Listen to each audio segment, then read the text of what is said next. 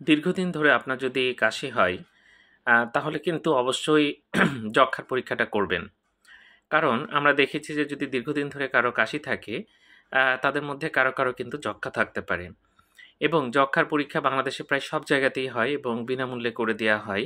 এটা শুধু আপনার সদিচ্ছাটাই যথেষ্ট। আমরা বলি আগে বলা হতো ৩ সপ্তাহের বেশি কাশি হলে আপনি যক্ষ্মার পরীক্ষা করবেন।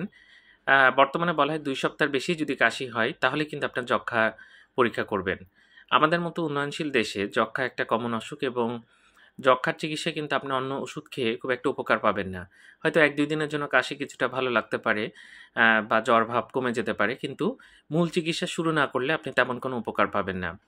এজন্য বলা হয় যে আপনার যদি একটু সন্দেহ হয়, আপনি টেস্ট করবেন। এমন না যে টেস্ট করতে অনেক খরচ হবে, দূরে যেতে হবে, সেরকমও না। আপনার আশেপাশে যে স্বাস্থ্যকেন্দ্র আছে সেখানে খোঁজ নিবেন এবং সম্পূর্ণ বিনামূল্যে আপনি যক্ষ্মার পরীক্ষা করতে পারবেন।